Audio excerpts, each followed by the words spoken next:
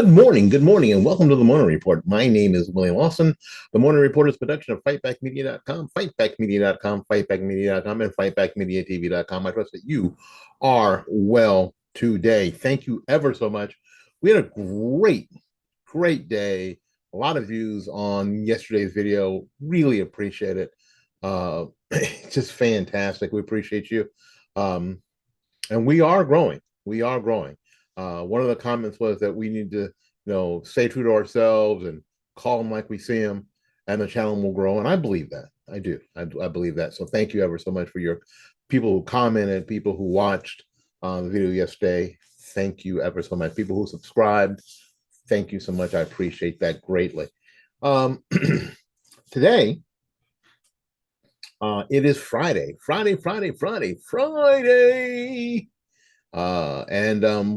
We got a few things to cover. A former Trump official has launched a political action committee that's pushing for DeSantis to defeat Trump in 2024. Now, again, DeSantis has not said he's going to run for president in 2024. And I've told you, I hope he doesn't. I hope he stays the governor of Florida and concentrates on that as opposed to concentrating on running for president, frankly. We'll talk a little bit about that. We were going to mention this on yesterday, on Wednesday, about the proposed bill to have bloggers have to register with the state before they could say something, or if they said something that was disparaging to the state. Well, that kind of worked itself. We were going to talk about it and get Brodeur, Jason Brodeur on the show and the whole deal. And I sent an email to the governor. We did all that stuff and kind of worked itself out. Talk about that. International Women's Day. Joe Biden gives an award. You gotta see this. The award to the most ungrateful puke ever. The most ungrateful child ever in the history of ungrateful children goes to Colin Kaepernik. And we'll tell you why today. All righty. Thank you ever so much. We're going to take a little break. We're back with more of the program right after these messages.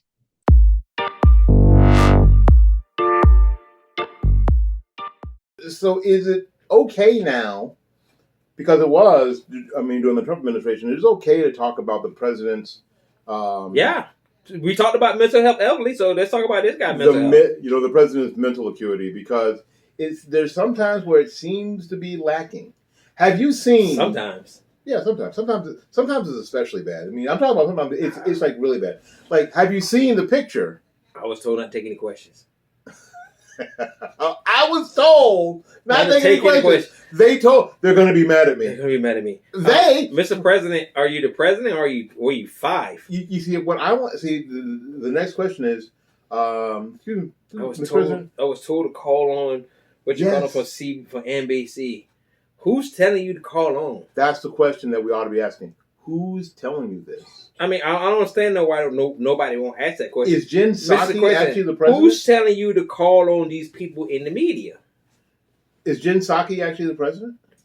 Probably so.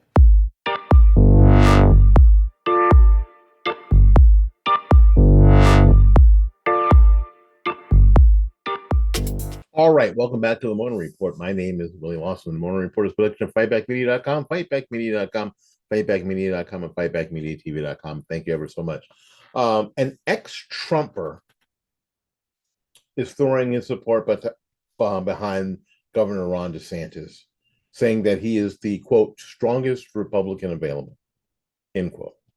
Former acting Deputy Secretary of Homeland Security and Virginia Attorney General Ken Cuccinelli launched a, quote, never back down, end quote, political action committee, urging Governor Ron DeSantis to run against former President Trump in 2024.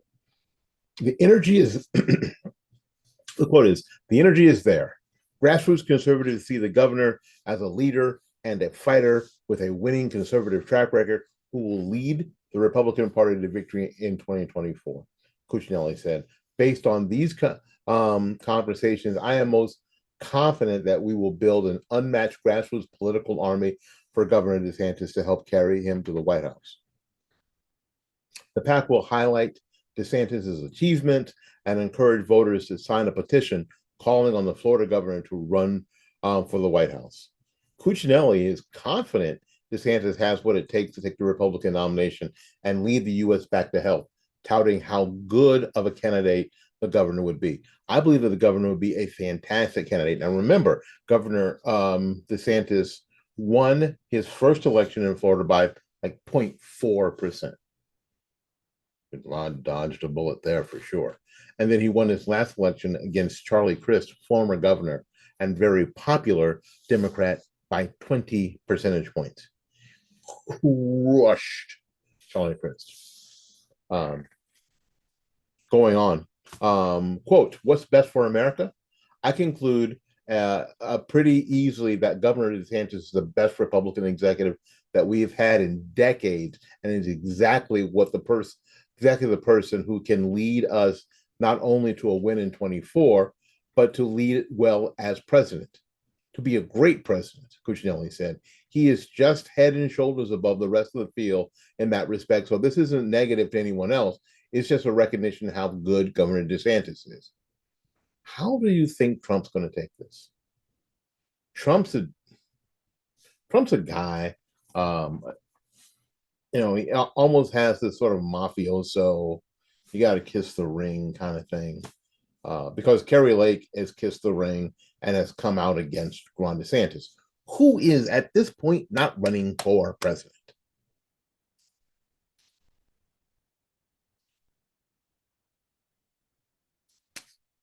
At this point, Ron DeSantis is not running for president.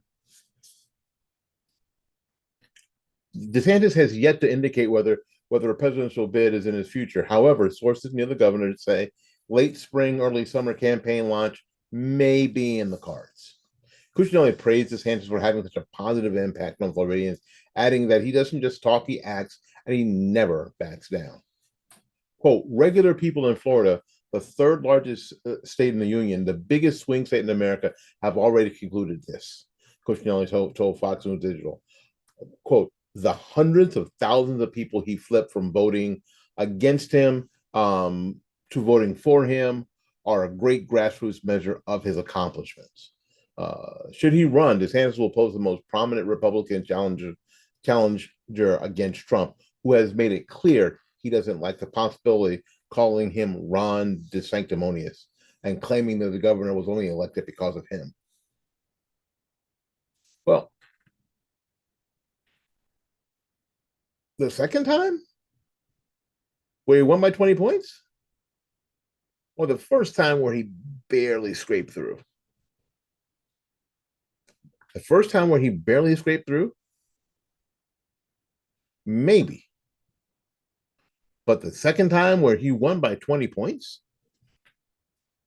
that was Ron DeSantis. One of those things like, yeah, you may have got me, you might have gotten me in the door, but I did the damn job and I deserve the promotion.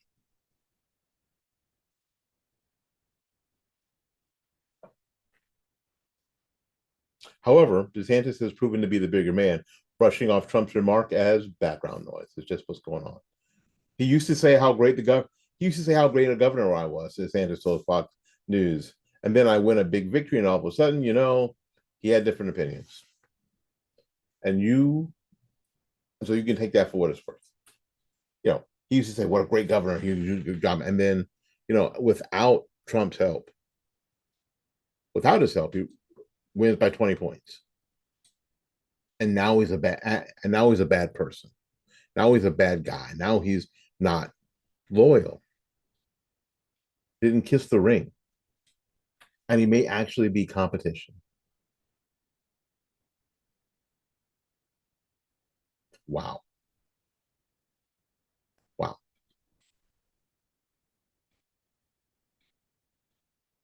So I looked through the comments here. The first one I see is Cuccinelli's a cuck. Trump 2024. The second one is Go Governor D. Go Gov D. I voted for Trump twice. No more. You are the man destined to lead the USA back to greatness. I warned you people, and I warned you yesterday, and I'll mention it today. Hero worship is not good policy. Hero worship is not good policy. Fandom is not good policy. It is policy.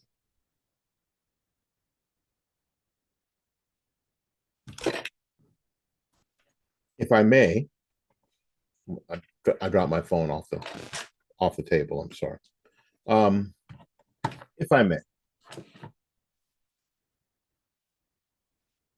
one of the things that I saw in the first term of Trump was this: get in office, sign a bunch of executive orders. Maybe not as many executive orders as Biden, but a bunch. Right after criticizing President Obama for doing the very same thing. During COVID here in Florida, Ron DeSantis signed a number of executive orders, but with one difference. Almost every executive order was backed up by legislation that would get passed later and codify these things into law. Smart. And that's what's happened. So it isn't this idea where this guy is running this, he's a king and whatever he says has to go on, well, until the next king comes along. It's leaving his legacy, leaving his mark, policy-wise, on the great state of Florida. And therein lies the difference. It's about policy. It's not about personality.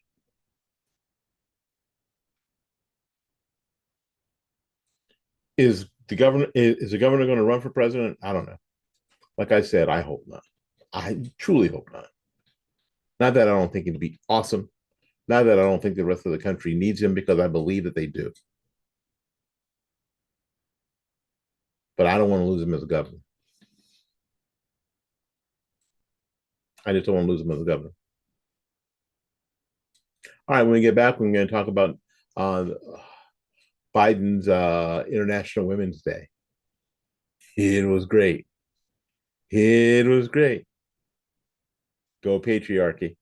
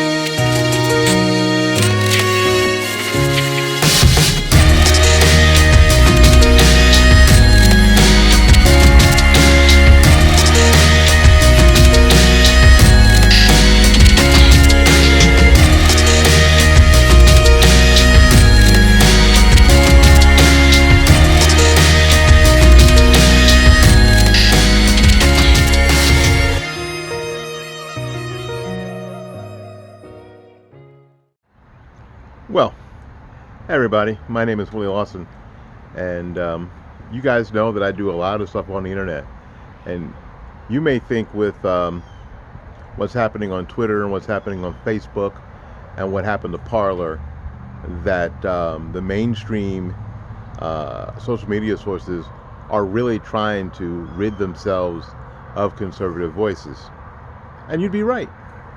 They most certainly are. But you know what? It isn't as bad as you think it is. It's worse. But there are people who are willing to be platformed for free speech. One of those places is freedomforum.website. Freedomforum.website. You can go there and speak your mind. So come join us. Enjoy the freedom Enjoy the fun. If you are a true blue conservative, small businesses are near and dear to your heart. They are the lifeblood of our life and economy. I believe this, and that's why my Florist is not a website or phone number. My Florist is Bloomingdale's Flower Shop, Tampa's premier flower shop.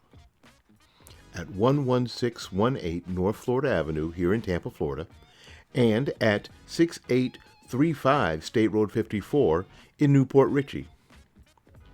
Call Christine at 813-933-1942 and at 727-232-6900. She can also be reached on the web at www.bloomingdays.com.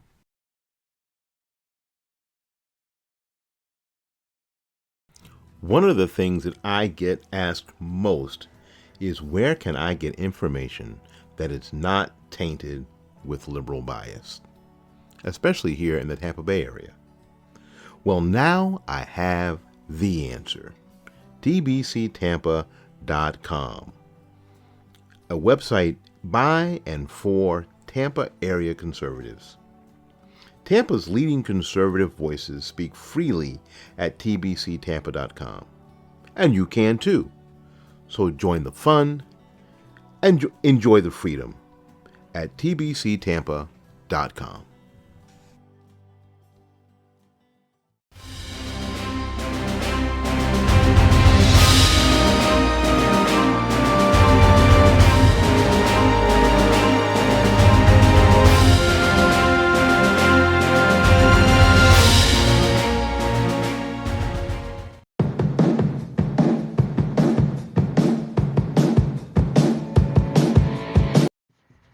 My name is Willie Lawson, and this is the Morning Report.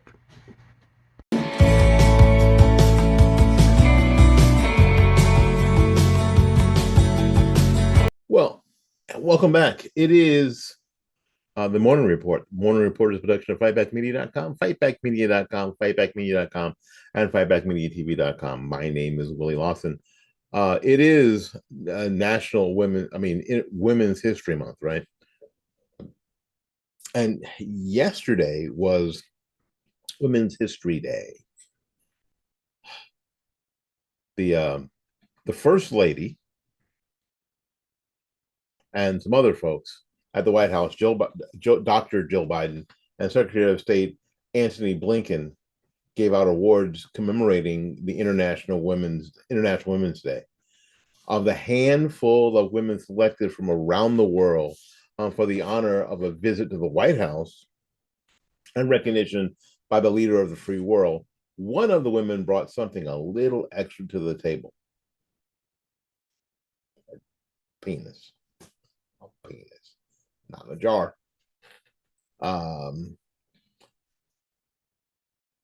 As the Secretary of State's press release spells out, one of the select women honored by Joe Biden's White House for the International Women's Day is, in fact, a dude from Argentina.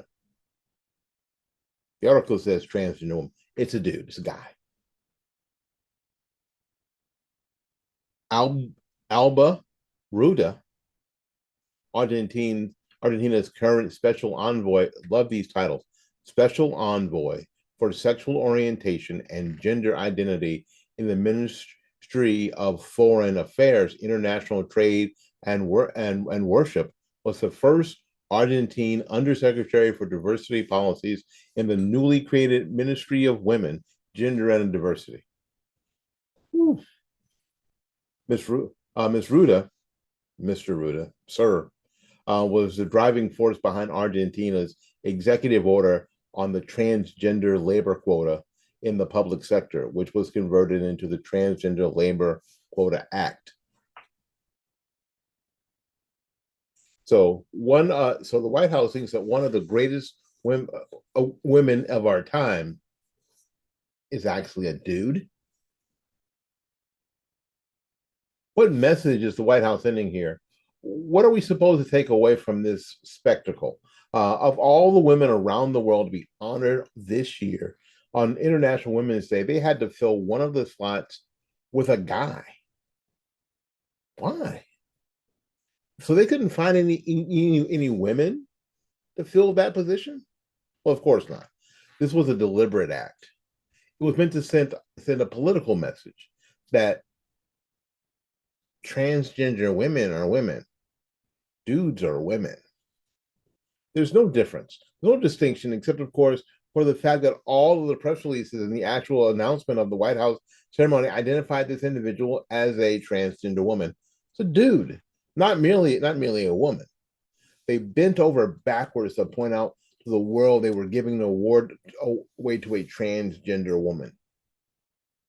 Because if transgender women are women, which they are not, then you would just say woman, wouldn't you? You wouldn't qualify it, would you? Why would you need to? Transgender women are women. Okay, then they're women. If I were just to agree with your madness, then why would you have to qualify them? Why are you qualifying? Why don't you just say women? Why are you I explain, make it make sense. I'm here. Write it down in the comments. I'm here. Let me know. But even more noteworthy at the ceremony was the fact that one of the recipients was a doctor from Afghanistan who fled just in time to save her life and future after Joe Biden's disastrous pullout from her nation. Thanks to American foreign policy and the American military, combined with coalition forces from the Western world, Dr. Sakira Helmand was able to get an education, go to a university, and become a doctor. Things that would have never happened under the repressive Taliban regime we liberated her from in 2002. Sadly, she was the only Afghan acknowledged at the ceremony. While Secretary of State Blinken handed her award, I wonder if he thought about the girls that were left behind. On the same day of the spectacle of the White House, the United States released a report showing Afghanistan as the least hospitable nation on the planet for women, while they were honoring a dude on International Women's Day. Wow.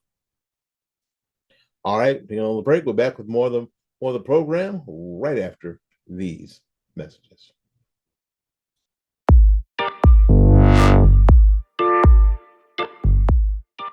So is it okay now, because it was, during the Trump administration, it is okay to talk about the president's yeah. We talked about mental health elderly, so let's talk about this guy mental health. The president's mental acuity, because there's sometimes where it seems to be lacking.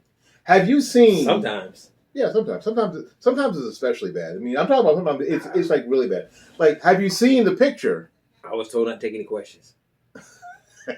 I was told not to take any questions. They're going to be mad at me. They're going to be mad at me. Mr. President, are you the president or were you five? You see, what I want. See, the next question is, excuse me, I was told to call on what you call it for NBC.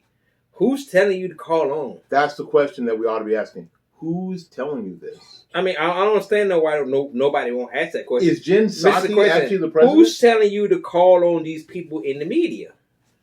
Is Jen Psaki actually the president? Probably so.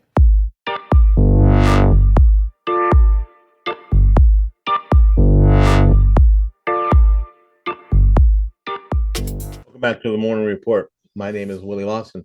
You know, a couple of days ago, we talked about this bill from Senator Jason Brodeur from Florida that would mandate bloggers who write about elected officials register with the state. Insane, incredibly outrageous. Additionally, they'd have to disclose whether they're paid to write articles, and if so, by whom. Failure to do so could result in a fine. Now, it took a little bit for me to to sort of wrap my head around why they're doing why this might have come to how this piece of crap bubbled to the surface of the swamp. And I thought, what a lot of people don't know is that especially on the internet, there are a lot of sites, there are a lot of so-called companies, media companies, that are all run by the same group of people. A bunch of Soros-backed, quote, news agencies that are pushing the same um, narrative, that are writing hit pieces on people and being fairly destructive. And I think this might have been an attempt to rein some of that stuff in Florida, but it was not the way to do it. It was stupidity at the stupidest levels. So the bill, which appeared to have no support, and that's the thing. Nobody but Bador thought that this was a good idea, including the person it ended up hurting or had the potential to hurt. The bill was widely criticized by Newt Gingrich, calling it insane. Free speech organizations, meanwhile, described it as an affront to the First Amendment. We here at Fight Back Media thought it was the worst idea ever, and a national commitment to freedom of the press, even though the bill has no chance of passing, zero, let alone being signed by the governor. It hasn't stopped media from lying about it. And in some cases, they've tried to draw an association with DeSantis, while others suggested it has support beyond Brodeur, as our colleagues at Red State highlight. This is from liable sources on Twitter. They write this: Ron DeSantis completely shrugged off the idiotic blogger bill. He was never involved. No progress beyond it has been written, took place. There was a process to get the bill, and then it has to be read and go to this committee. Nothing's happened to it. Has no chance of moving through the legislature. Despite these realities, the press leaped, seized, and pounced on it as if it was his idea. They had to be sure to attach a photo of the bill they hadn't even had a chance to read, let alone support. Arabian Media's Tom Elliott called for a correction in the last instance, but I mean, but this is the most amazing thing for me. I have never seen such hullabaloo to keep a guy from running for president who hasn't said he's running for president. Have you? Write it in the comments. Have you seen such a fuss over somebody who someone might think that they might think about maybe running for president, to keep them from running for president? The left will always tell you who they're afraid of. And so will Donald Trump.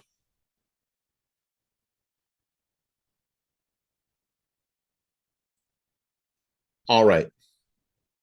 The award for the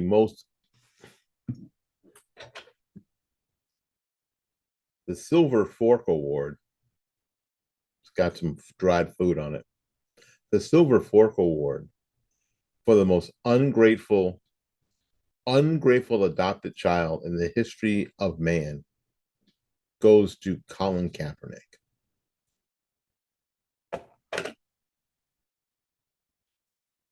Can he walk away with some dignity? No.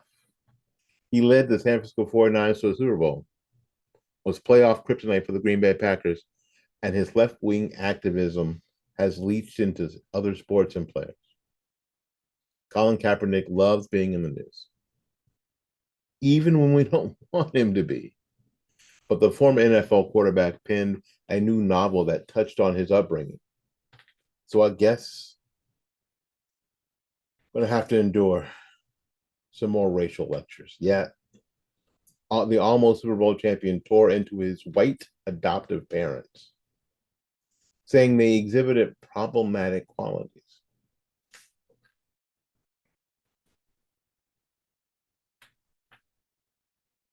When a family adopts a child, there is possibly a deeper connection than a couple that has a child. I'm gonna be a little blunt. So you screw and you make your wife pregnant. Yep, that's our kid.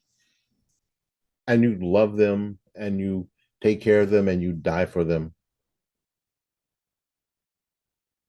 Yes.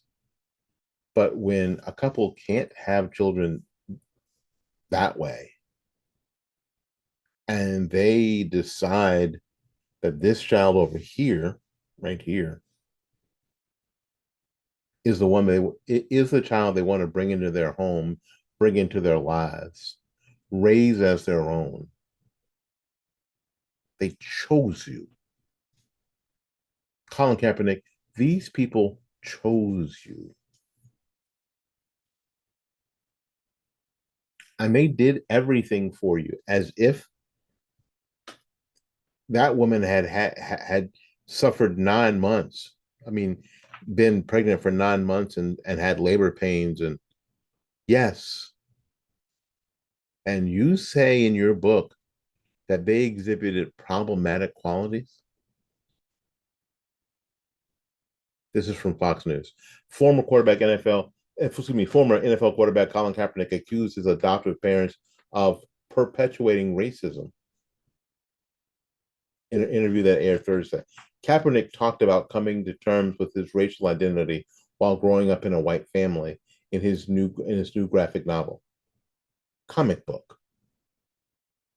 Change the game. The former football player recalled disagreements with his parents that he attributed to racism, calling his upbringing problematic. I know my parents loved me, but they were still very problematic things that I went through, the biracial quarterback said to CBS News. I think it was important to show that no, this can happen in your own home, and how we move forward collectively while addressing the racism that is being perpetrated, he added.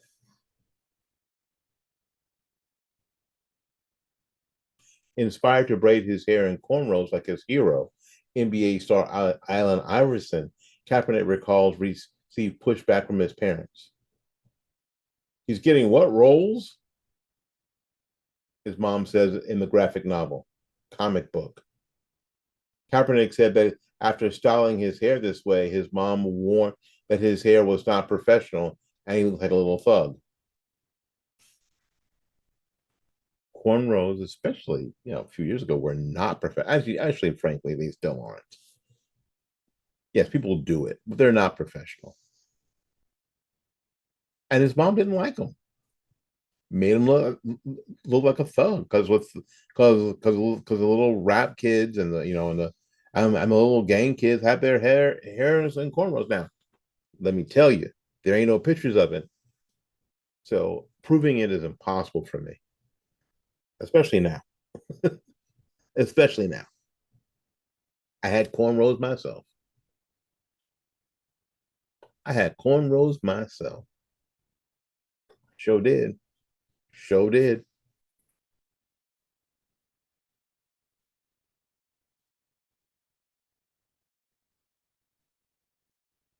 Claudie B.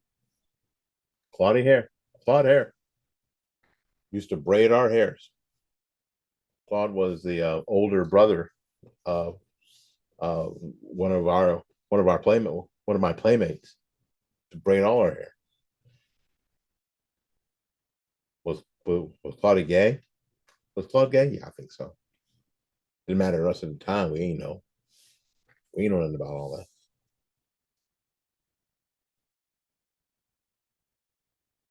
He was older, could throw a football farther than any of us,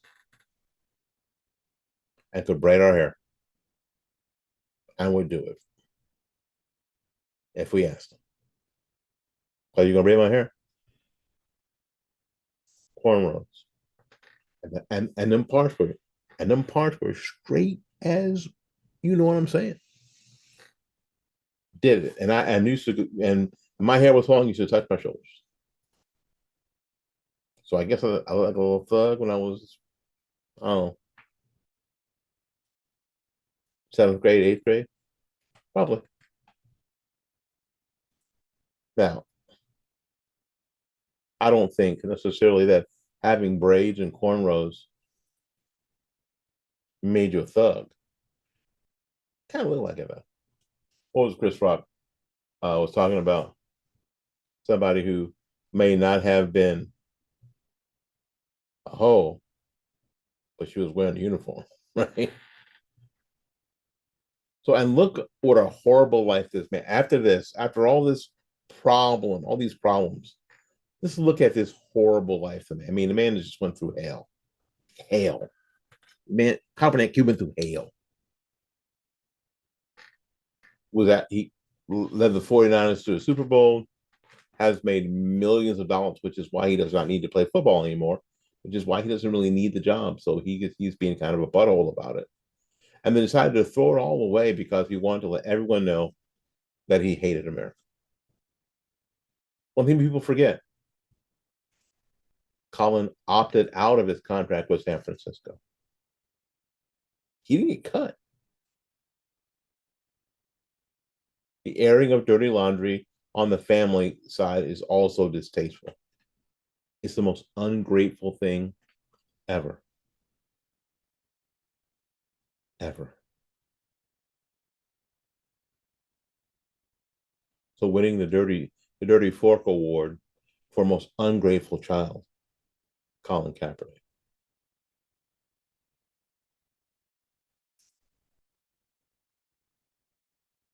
He doesn't have to work. It doesn't matter. They're not. I don't think they are, but it doesn't matter if owners are colluding against not getting Cat back in the league because he doesn't want to. He'd rather do this. It's a damn shame. My name is Willie Lawson. This has been the Morning Report, a production of fightbackmedia.com, fightbackmedia.com, fightbackmedia.com, and fightbackmediatv.com. Until we see you again, go out there and learn something, love someone, and for goodness sakes, y'all take care of yourself. We will see you when we see you. Bye-bye now.